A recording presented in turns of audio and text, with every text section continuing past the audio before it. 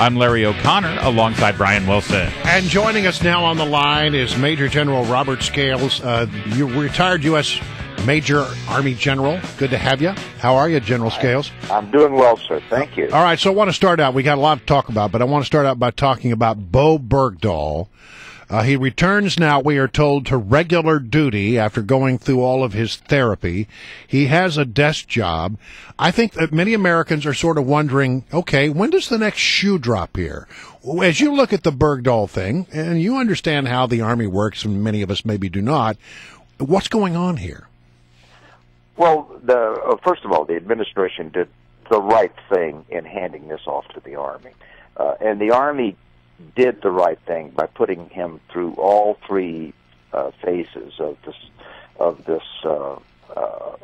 process of bringing him back into society. And the last of those, of course, is to return him to military duties, to put him in a traditional military environment. And as the lawyers look at the available evidence to determine what are the proper charges that can be brought against Bergdahl, right now, the only thing that's for sure that seems to be a viable charge is AWOL, absence without leave.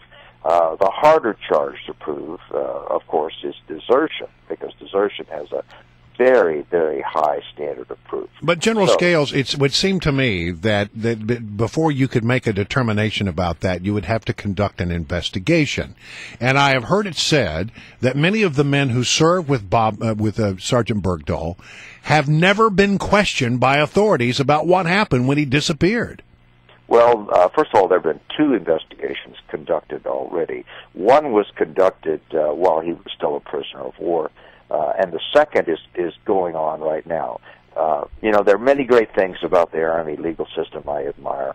The one thing that kind of bugs me on occasion is that it moves very, very slowly. But I can assure you, as a 15-6 is what it's called, is completed, it's sort of like a grand jury investigation. And as that begins to spin out over the next few weeks, I feel fairly confident that virtually everyone around Bergdahl, particularly at the critical period, which is the time when he allegedly put his stuff down in the pile and walked off to meet the Taliban, that those soldiers are going to be talked to extensively.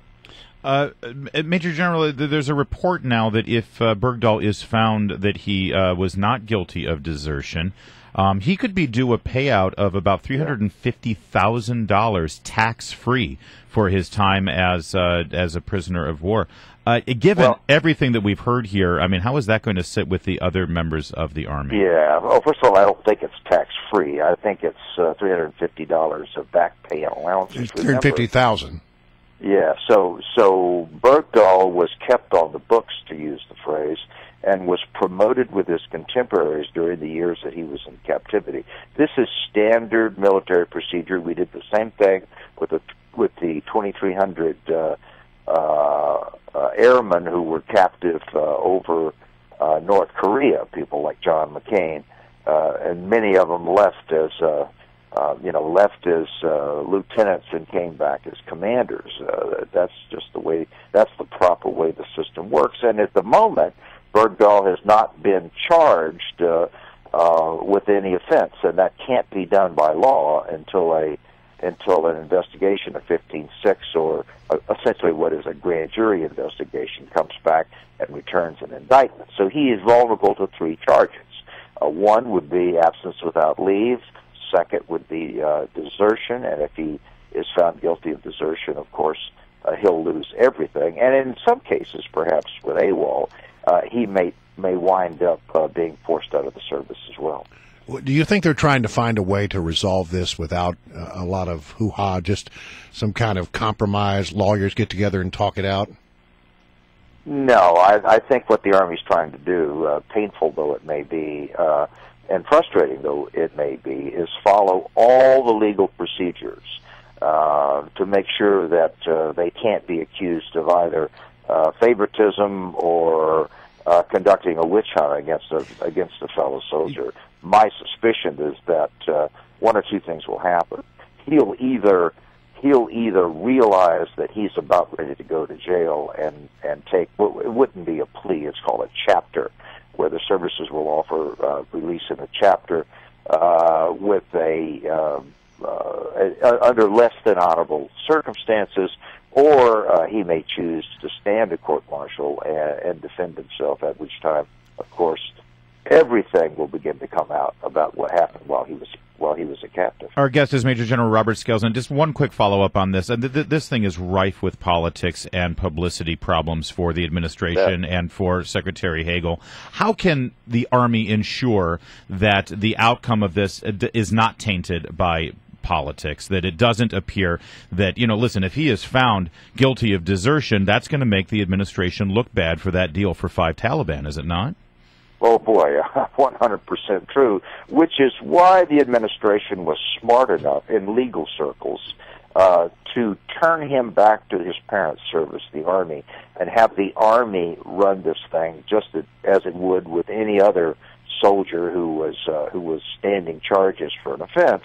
And as long as the sticky fingers of the administration are kept out of the Army's legal process, the JAG Court does a remarkably good job of adhering to the law and treating a prisoner as being innocent until he's proven guilty. And our military court system, I think, is superb. And I think what comes out the other end, if we're all patient, what comes out the other end is going to be just and proper. On another topic, and we wanted to get you to weigh in on it, we talked about it the other day, the Defense Department is reducing the number of soldiers that they have on roster. They're sending out a bunch of pink slips, and it seems to me the second part of that story is they're going after a lot of the experienced officers. So we're losing a lot of institutional knowledge, are we not? Well, here's where I get passionate. Look, I've been in this business 50 years, and in 50 years I've seen the Army break 4 times because of these RIFs. They're called reduction in forces. I've seen it break 4 times. And in every time, every administration, beginning with Nixon and Carter and Clinton and now Obama, we've seen promises made that we will take care of our returning heroes and we will make sure that they are treated with respect and the institution remains robust enough to fight the nation's wars. And in every case, that's not been true. And I don't see any evidence out there right now that these pending rifts, beginning with middle-level officers and eventually going down to senior-level NCOs, is going to be any more fair to families, to soldiers, or to the nation when you have a young captain or a major with 3, 4, 5 tours coming back and being told that he's no longer needed and handed over to the tender mercies of the VA. Or General Scales, what about, forget about coming back and finding out about that. They're finding out about it while currently serving in an active war zone in Afghanistan. What is that doing to morale? I know. That's unprecedented. I lived through the horrible riff of 1973 after Vietnam, and it wasn't handled all that well, but at least it was handled and passed out to soldiers who are serving on active duty in our school systems. The idea that some poor captain with a wife and 3 kids on his 4th tour to Afghanistan comes off of a 14-foot mountain in the middle of the summertime and his captain greets him with a pink slip, to me is outrageous. Yeah, that's not right. Well, General Scales, thank you so much for joining us. It's greatly appreciated.